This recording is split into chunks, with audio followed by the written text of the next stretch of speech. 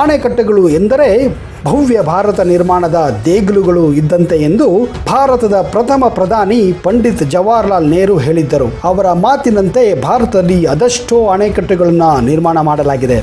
ಕರ್ನಾಟಕದಲ್ಲಿಯೂ ಭಾರೀ ಸಂಖ್ಯೆಯಲ್ಲಿ ಅಣೆಕಟ್ಟೆಗಳನ್ನು ನಿರ್ಮಾಣ ಮಾಡಲಾಗಿದೆ. ಕರ್ನಾಟಕದಲ್ಲಿ ಇರುವ ದೊಡ್ಡ ಅಣೆಕಟ್ಟೆಗಳ ಸಂಖ್ಯೆ 23ಕ್ಕೂ ಹೆಚ್ಚಾಗಿದೆ ಸ್ನೇಹಿತರೆ. ಅವುಗಳಲ್ಲದೆ ಚಿಕ್ಕ ಪುಟ್ಟ ಅಣೆಕಟ್ಟೆಗಳು ತುಂಬಾ ಇವೆ. ಇವತ್ತಿನ ಈ ವಿಡಿಯೋದಲ್ಲಿ ನಿಮಗೆ ಕರ್ನಾಟಕದಲ್ಲಿರುವಂತಹ ಪ್ರಮುಖ ಅಣೆಕಟ್ಟೆಗಳ ಸಂಪೂರ್ಣವಾದಂತಹ ಮಾಹಿತಿಯನ್ನು ಕೊಡೋಕ್ಕೆ ಹೋಗ್ತಾ ಇದ್ದೀನಿ ಸ್ನೇಹಿತರೆ. ಒಂದು ವೇಳೆ ನೀವು ಈ ಚಾನಲನ್ನು ಇನ್ನೂ ಸಬ್ಸ್ಕ್ರೈಬ್ ಮಾಡದೇ ಇದ್ದರೆ ದಯವಿಟ್ಟು ಈಗಲೇ ಸಬ್ಸ್ಕ್ರೈಬ್ ಮಾಡಿ, ಜೊತೆಗೆ ಬೆಲ್ ಐಕನ್ ಕೂಡ ಪ್ರೆಸ್ ಮಾಡಿ.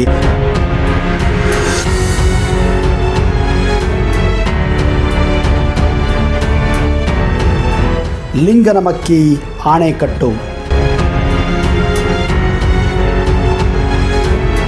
ಶರಾವತಿ ನದಿಗೆ ಶಿವಮೊಗ್ಗ ಜಿಲ್ಲೆಯ ಸಾಗರ ತಾಲೂಕಿನ ಲಿಂಗನಮಕ್ಕಿ ಎಂಬಲ್ಲಿ ನಿರ್ಮಿಸಲಾಗಿರುವ ಈ ಅಣೆಕಟ್ಟು 1819 ಅಡಿ ಎತ್ತರವಾಗಿದೆ ಸ್ನೇಹಿತರೆ. 1964ರಲ್ಲಿ ಉದ್ಘಾಟನೆಯಾದ ಈ ಅಣೆಕಟ್ಟಿನಿಂದ ಸುಮಾರು 300 ಕಿಲೋಮೀಟರ್ಗಳಷ್ಟು ಭಾಗ ನೀರಿನಲ್ಲಿ ಮುಳುಗಡೆಯಾಗಿ ಹೋಗಿದೆ.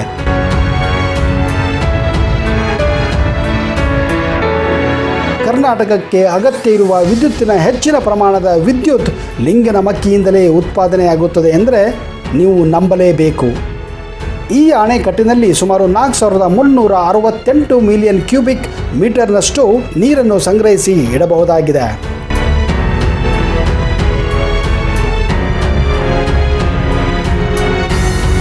ತುಂಗಭದ್ರಾ ಆಣೆಕಟ್ಟು.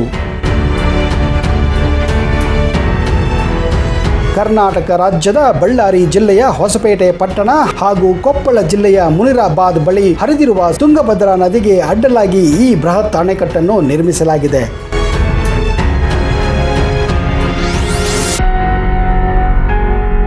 ಎರಡು 2441 ಮೀಟರ್ ಉದ್ದ ಹಾಗೂ 43.38 ಮೀಟರ್ ಅಡಿ ಎತ್ತರ ಹೊಂದಿರುವ ತುಂಗಭದ್ರಾ ಅಣೆಕಟ್ಟು ನೀರಾವರಿ ಉದ್ದೇಶದಿಂದ ನಿರ್ಮಾಣ ಮಾಡಲಾಗಿದೆ.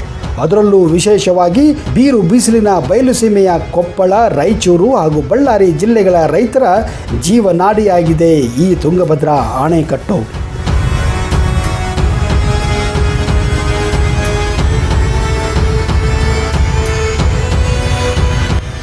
ಹೇಮಾವತಿ ಆಣೆಕಟ್ಟು.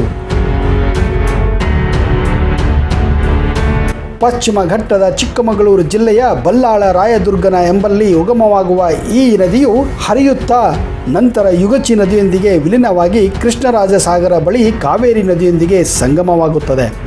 ಹೇಮಾವತಿ ಅಣೆಕಟ್ಟನ್ನು 1979ರಲ್ಲಿ ಹಾಸನ ಜಿಲ್ಲೆಯ ಗೋರೂರಿನ ಬಳಿ ಈ ನದಿಗೆ ಬೃಹತ್ತಾದ ಅಣೆಕಟ್ಟನ್ನು ನಿರ್ಮಿಸಲಾಗಿದೆ.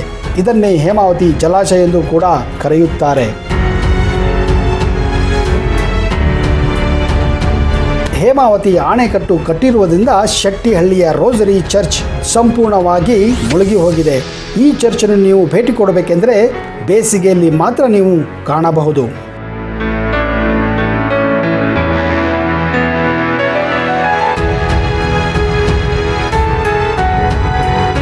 ಆಲಮಟ್ಟಿ ಆಣೆಕಟ್ಟು.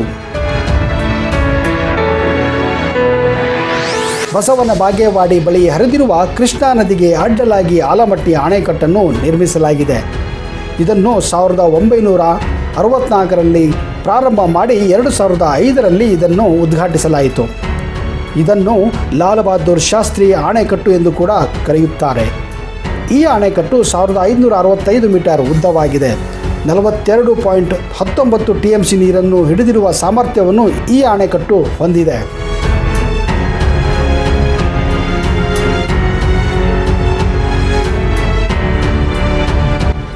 ಹಾರಂಗಿ ಆಣೆಕಟ್ಟು.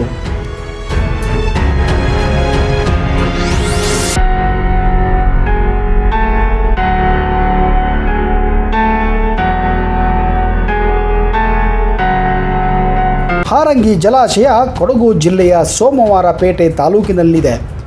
ಕಾವೇರಿ ನದಿಯ ಉಪನದಿಯಾದ ಹಾರಂಗಿ ಮಡಿಕೇರಿ ತಾಲೂಕಿನ ಬೋರೋ ಬೆಟ್ಟದಲ್ಲಿ ಉಗಮವಾಗಿ ಕುಶಾಲನಗರಕ್ಕೆ ಸ್ವಲ್ಪ ಉತ್ತರದಲ್ಲಿ ಕೊಡಿಗೆ ಎಂಬಲ್ಲಿ ಕಾವೇರಿ ನದಿಯನ್ನು ಸೇರುತ್ತದೆ. 67 ಮೀಟರ್ ಎತ್ತರವಿರುವ ಈ ಅಣೆಕಟ್ಟು ಕೊಡಗಿನ ಅತಿ ದೊಡ್ಡ ನೀರಾವರಿ ಯೋಜನೆಯಾಗಿದೆ.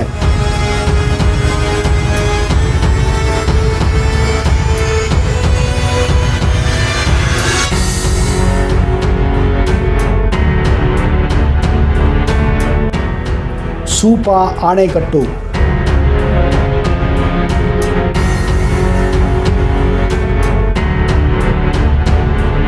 ಉತ್ತರ ಕನ್ನಡ ಜಿಲ್ಲೆಯಲ್ಲಿ ಹರಿಯುವ ಕಾಳಿ ನದಿಗೆ ಅಡ್ಡಲಾಗಿ ಜೊಯ್ಡಾ ತಾಲೂಕಿನ ಬಳಿ ಈ ಜಲಾಶಯವನ್ನು ನಿರ್ಮಿಸಲಾಗಿದೆ.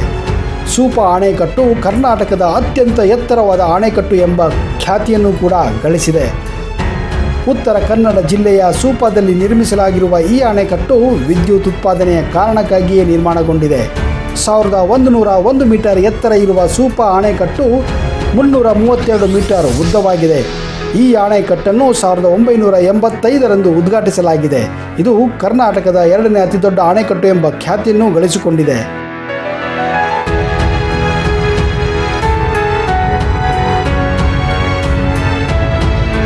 ಭದ್ರಾ ಅಣೆಕಟ್ಟು.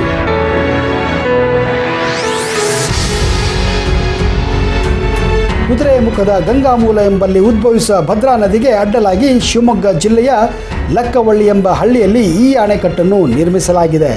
ಇದು ಲಕ್ಕವಳ್ಳಿ ಹಳ್ಳಿಗೆ ಅತಿ ಸನಿಹವಿರುವುದರಿಂದ ಇದಕ್ಕೆ ಲಕ್ಕವಳ್ಳಿ ಅಣೆಕಟ್ಟು ಎಂದು ಕೂಡ ಕರೆಯುತ್ತಾರೆ. ಅಲ್ಲದೆ ಭದ್ರಾ ಜಲಾಶಯ ಎಂಬ ಹೆಸರಿನಿಂದಲೂ ಸಹ ಕರೆಯುತ್ತಾರೆ. ಜಲಾಶಯ ಸುತ್ತಮುತ್ತಲಿನ ನೋಟಗಳು ತುಂಬಾನೇ ಆಕರ್ಷಕವಾಗಿವೆ.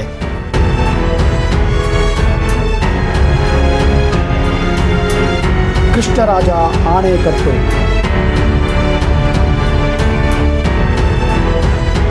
ಭಾರತದ ಅಥವಾ ಏಷ್ಯಾದ ಅತ್ಯಂತ ಹಳೆಯ ಅಣೆಕಟ್ಟುಗಳಲ್ಲಿ ಒಂದಾಗಿರುವ ಇದು ಭಾರತ ರತ್ನ ಸರ್ ಎಂ ವಿಶ್ವೇಶ್ವರಯ್ಯನವರ ಕನಸಿನ ಕೂಸು. ಕಾವೇರಿ ನದಿಗೆ ಶ್ರೀರಂಗಪಟ್ಟಣದಿಂದ ಕೇವಲ 12 ಕಿಲೋಮೀಟರ್ ದೂರದಲ್ಲಿ ನಿರ್ಮಿಸಲಾಗಿರುವ ಈ ಅಣೆಕಟ್ಟು 130 ಅಡಿ ಎತ್ತರವಾಗಿದೆ. KRS ಎಂದೇ ಹೆಸರುವಾಸಿಯಾಗಿರುವ ಈ ಅಣೆಕಟ್ಟು ಮಂಡ್ಯ, ಮೈಸೂರು ಜಿಲ್ಲೆಗಳ ಸಾವಿರಾರು ಎಕರೆಗಳಿಗೆ ನೀರುಣಿಸುತ್ತದೆ. ಭಾರತ ಸ್ವತಂತ್ರವಾಗಿರುವ ಮೊದಲೇ ನಿರ್ಮಾಣವಾಗಿರುವ ಈ ಅಣೆಕಟ್ಟು ಹಿಂದಿನ ತಲೆಮಾರಿನ ತಂತ್ರಜ್ಞರ ಯಶಸ್ವಿ ತಂತ್ರಜ್ಞಾನಕ್ಕೆ ಸಾಕ್ಷಿಯಾಗಿದೆ ಸ್ನೇಹಿತರೆ.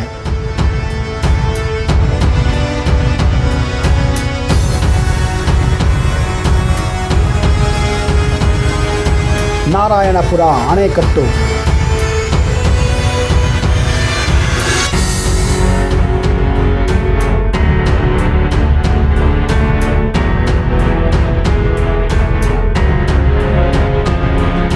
ಯಾದಗಿರಿ ಜಿಲ್ಲೆಯ ನಾರಾಯಣಪುರ ಎಂಬಲ್ಲಿ ಕೃಷ್ಣಾ ನದಿಗೆ ಅಡ್ಡಲಾಗಿ ಈ ಅಣೆಕಟ್ಟನ್ನು ನಿರ್ಮಿಸಲಾಗಿದೆ. ರಾಜ್ಯದ 3ನೇ ದೊಡ್ಡ ಅಣೆಕಟ್ಟು ಎಂಬ ಹೆಸರನ್ನು ಇದು ಪಡೆದಿದೆ. ಬಿಜಾಪುರ, ಗುಲ್ಬರ್ಗ, ಯಾದಗಿರಿ ಹಾಗೂ ರಾಯಚೂರು ಜಿಲ್ಲೆಗಳ ನೀರಾವರಿ ಉದ್ದೇಶಗಳಿಗಾಗಿಯೇ ಈ ಅಣೆಕಟ್ಟನ್ನು ನಿರ್ಮಿಸಲಾಗಿತ್ತು. ಈ ಜಲಾಶಯವನ್ನು ಬಸವಸಾಗರ ಜಲಾಶಯ ಎಂದು ಕೂಡ ಕರೆಯುತ್ತಾರೆ.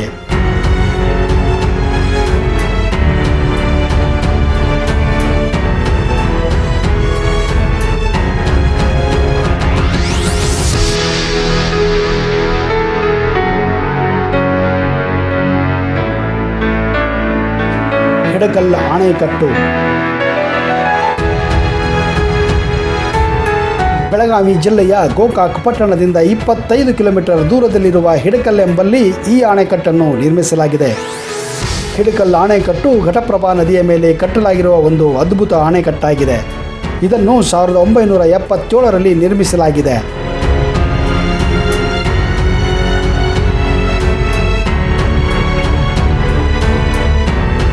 ವಾಣಿ ವಿಲಾಸ ಸಾಗರ ಅಣೆಕಟ್ಟು.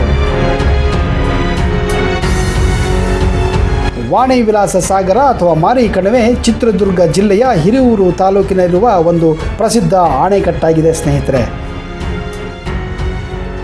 ಕರ್ನಾಟಕ ರಾಜ್ಯದ ಅತಿ ಹಳೆಯದಾದ ಅಣೆಕಟ್ಟು ಇದಾಗಿದೆ.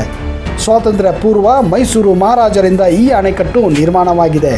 ಇದನ್ನು ವೇದಾವತಿ ನದಿಗೆ ಅಡ್ಡಲಾಗಿ ನಿರ್ಮಿಸಲಾಗಿದೆ ಸ್ನೇಹಿತರೆ. ಕರ್ನಾಟಕದಲ್ಲಿ ಅದೆಷ್ಟೋ ಇನ್ನೂ ಅಣೆಕಟ್ಟುಗಳಿವೆ ಸ್ನೇಹಿತರೆ.